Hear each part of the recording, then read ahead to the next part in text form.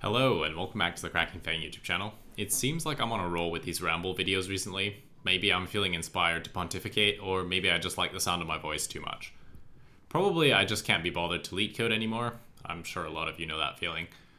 The last two rambles have been more on the personal side, so I want to return to the original theme of work-related topics. And the idea for today's video revolves around the question of, do I actually care about my work? We'll explore my stance on work and the pluses and minuses of this mindset. But before we do, as usual, this is my request for you to like the video and subscribe to the channel so we can grow and reach more people. For my returning viewers, thank you for your ongoing support. Alright, let's dive in.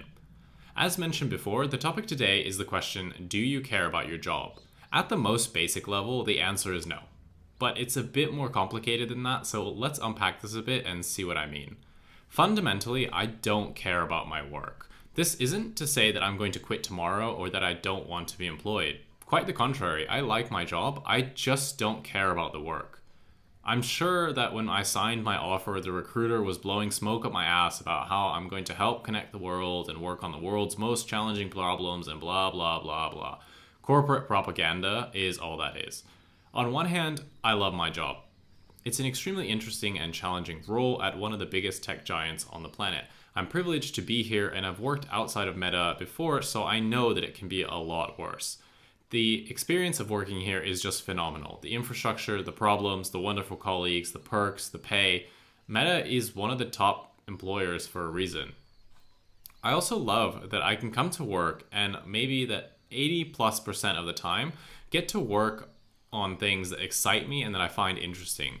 Solving complex business problems with code is really satisfying, and it's a level of mental focus and stimulation I just haven't been able to replicate in the outside world. I've been at Meta long enough to know my tech stack and tooling inside and out, and this makes me very productive and efficient in my work. Admittedly, a lot of the work can be a bit repetitive due to this, but I don't mind because it allows me to complete my tasks faster and have more time for activities outside of work. Now, I've just waxed lyrical about why I love my job, yet you might be asking yourself why I originally said I don't care about my work. Because the fact of the matter is that I really don't. I've never worked on a project or a team where I was genuinely interested in what we were doing. For me, I get enjoyment out of the technical challenge of my work and getting to use my brain to design and write code. For me, the biggest satisfaction is the engineering process and the mental stimulation that comes with coding.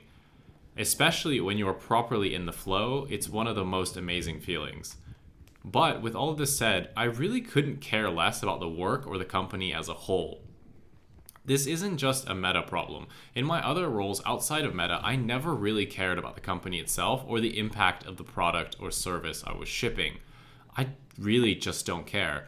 To me, I just operate like a bit of a mercenary. I'm here to get paid a lot of money to code. As long as the project aligns with the tech stack I like, I'm happy. I don't need to have this narrative of, oh look, we're helping connect the world with X service or Y tool, or it's used by Z number of engineers internally. All of that stuff really goes over my head. I just want to code and get my paycheck. Simple as that. It's really nothing personal. Now, you now better understand my attitude towards my job, but let's examine the pluses and minuses of this. Like everything in software engineering, there are trade-offs to our choices, and here are the ones that I've noticed so far. The first plus I'm definitely getting is on the work-life balance side. Since I opt to find teams and projects that mainly align with my skills, I'm as a result able to be efficient with my work, so I ultimately don't have to work that much. There's times when things are busy and I may have to work 7 to 8 hours in a day, but most days I really don't need to do more than 2-3 hours of work. Obviously, this is amazing and it drastically reduces the stress I feel, and it frees up a lot of time for me to do things outside of work. I've also moved to be within a 15-minute walk of the office, so I can easily just walk to the office, get some steps in, swipe my badge for the stupid RTO policy, but luckily they only check that you actually swipe your badge instead of how long you stayed at the office, unlike Amazon, so it's quite chill. The second benefit is also that since I know my tech stack and choose projects that align with my expertise, I can maintain the status quo work-wise quite easily. I've been able to churn out quite decent ratings year over year without all that much effort in the grand scheme of things. I wouldn't really say that I'm coasting because I still deliver everything on time and to the standard that my partner teams expect, but it definitely allows me to take it easy and also do well. But let's also now talk about the negatives. There definitely is a downside to the approach I've taken, and here's what it is. The first is that growth is largely out of the picture. I've gotten to the stage where I'm senior enough to be very comfortable with the pay and the work-life balance that my current role has. There's definitely opportunities for me to get to the next level, and I have a pretty good grasp of the changes required to get there. But on the flip side, I also know what making it to the next level entails, and at the current moment, I really don't want it. I can definitely say goodbye to my cushy work-life balance and chill life. For me, the problem doesn't really lie with the extra technical or leadership work that comes with the responsibilities of the next level. It's actually the fact that you need to be more tied into the organization and business as a whole. Increasing the level of scope would mean to start caring about things that I just don't have any interest in. The higher you go up the ladder, yes, you will start to earn crazy sums of money, but in exchange for this, the company basically makes you a part of the machine. You really need to be plugged into the system and be involved in such a large scope. Frankly, I see my peers who are at this level and above, and I have absolutely no appetite for their life or working hours. I'm happy to sacrifice the growth in exchange for the stability, predictability, and security of my current arrangement. Longer term, I definitely know that I have one more promotion in me, and I do plan on achieving it, but for now, I'm happy to just stay put. The second downside of operating like a mercenary and being detached from the job is a level of inflexibility that comes with this approach. Because I've opted to not get that invested into the work and only choose projects which optimize a key set of metrics important to me, I've really overfit my experience and perspective to a particular worldview, which I know won't be the case forever. The longer I continue doing what I'm doing, the more stuck in my ways I'll become, and the harder it becomes to change course later down the line.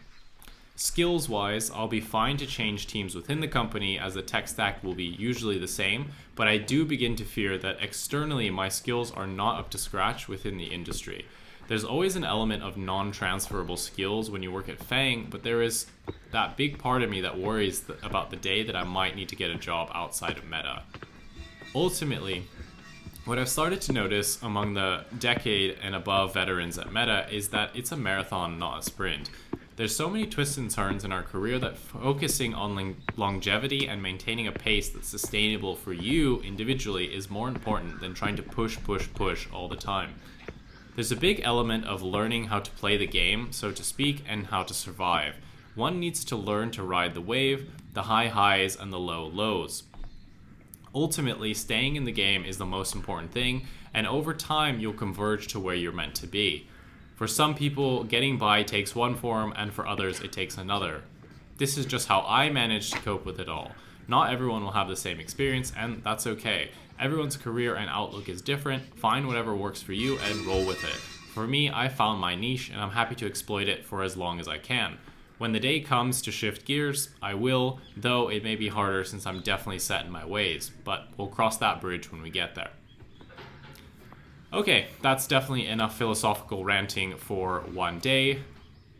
Do you feel the same way? What are your thoughts? Let me know in the comment section down below. Thank you for watching until the end, and I hope you enjoyed the ramble. I'll see you in the next one. Goodbye.